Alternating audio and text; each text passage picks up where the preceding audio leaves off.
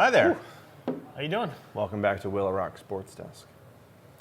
So Game one edition. Game right? one. Game one edition. Game two? I mean, because game one already happened. Game one, So post-game. post-game one. Pre-game two. Pre- Listen, we'll get better at this by game 7. Probably not. No. So it came to my attention that some of you actually wanted to drink all the cocktails I was drinking on your last video. So you absolutely can starting June 30th. So come on down, try all of our awesome cocktails. A lot of fun, all made with New York State ingredients. Super awesome. Moving forward to hockey. So it looks delicious with this little umbrella you got going on here. If you're going to do it right. Yeah, I mean, make it fancy if you got to make it fancy. Mm-hmm. Absolutely. So what happened? I think, well, we saw a lot of what I expected to see. Both teams, obviously, Colorado had a long delay.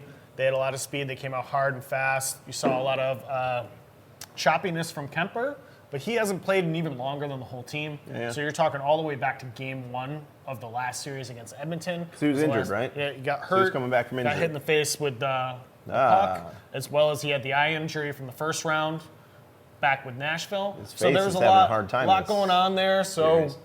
I wasn't really seeing the puck that well then. I'd like to believe he's 100%. Otherwise, they wouldn't let him back out, especially with the way Francouz played. Got him there. Yeah, he got him past Edmonton in 4 games. So why take the risk if a guy's playing hot unless you absolutely knew he was 100%? I thought we saw a lot of bumpiness from Vasilevsky in the first period. It was pretty much 4 days off from when they dispatched the Rangers. So, a little bit of choppiness on the goaltending side. He rebounded a lot quicker. I expect better from Kemper in the future. 3 goals, 19 shots. Maybe it was 21 by the end of the game. But that's a lot for a goalie. And I think he's going to be better over the time in the series. But I think Colorado's got the horses to really overflow that net a little bit on the other side. I wouldn't be shocked to see them going back to Tampa with a split. But Tampa struggled with that speed. Like I kind of said the other day, I think Colorado's just going to be able to stay all over them. That was a very hard forecheck that they threw at him through the first, pretty much the whole game. They were on Tampa every single time they had the puck in the defensive zone trying to get it out. That generally will wear on you as the series goes. So if you can't get them in a short series and you're already doing this to yourself now, the longer the series goes, it's going to start to tilt back to Tampa if they keep playing that way, though, is what I'm thinking. Sounds like fun. So what do you think Tampa's answer is to get their offense moving? So they put 3 in, but they didn't have a lot of shots. They didn't seem to be in the zone a lot. Obviously, they're fighting the speed and transition game of Colorado, but what's their answer on the offensive attack? They're going to have to get the puck through the neutral zone a little bit quicker, and they're going to have to, if Colorado's going to push that far forward, they're going to have to hang somebody a little bit lower for a quicker breakout and try to expose the fact that Colorado has 2 people deep on their defense. They're going to have to move through that neutral zone a lot quicker with a lower pass and try to bring people closer to them to spring forward and have their feet going forward. Yeah, so make it faster. Make it faster.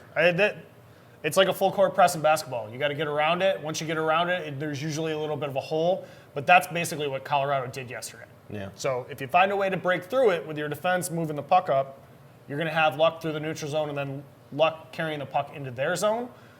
But you got to do it. So let's talk about some good things that Tampa Bay did do. So we saw Cole Makar take over a series a little while ago. Him and Nathan McKinnon, they had a phenomenal series. Pretty much the whole playoffs. Couldn't be stopped. Yeah, the whole time here. So what did Tampa do to isolate them? I don't even think they scored any points. Maybe an assist between the two McKinnon of them. had an assist. I think Makar may have as well. They definitely didn't look as dynamic, and I think Tampa slowed them down a little bit with the Cirelli line. And I really would look to McKinnon to have a little bit better of a game, and I think he knew it. He did have a lot of rushes, but the same thing with what Colorado's looking to do with Kucherov and Stamkos and like that top line is to slow them down. You're not going to stop them. Mm-hmm. You can't. But can you slow them down? Can you check them out of the game? And that's really what they're looking to do. So I think Tampa was very successful at that in the first game, and I would really expect them to try to do the best they can.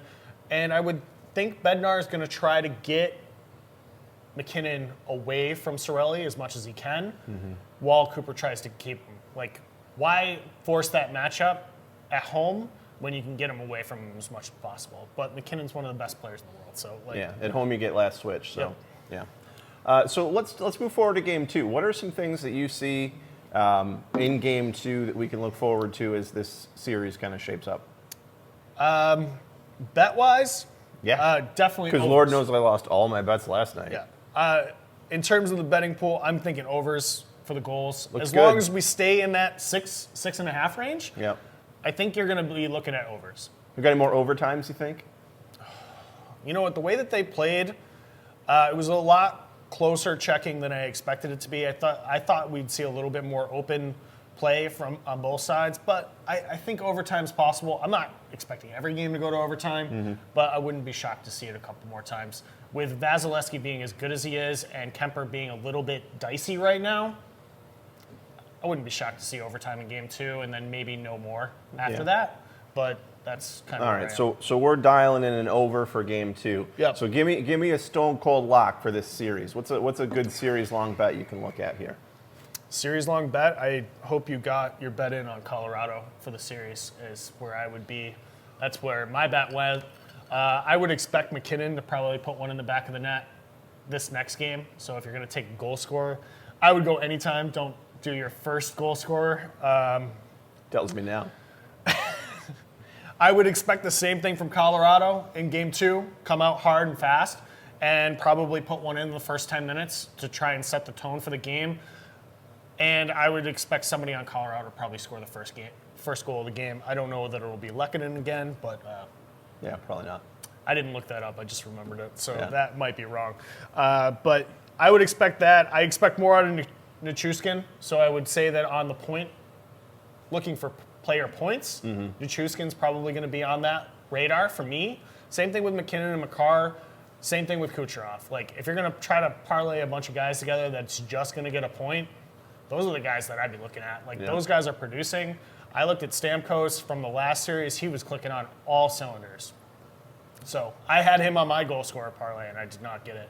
Palat's another guy I'd keep an eye on. So those are 3 guys from each team I expect some points out of, expect to continue to produce, and have a great series. Yeah. If any game 1 is any indication, we have a great series ahead of us. It was enjoyable. Have some good bets. Have some good beers. Fast pace. It's just a good representation of hockey. Yeah, always is.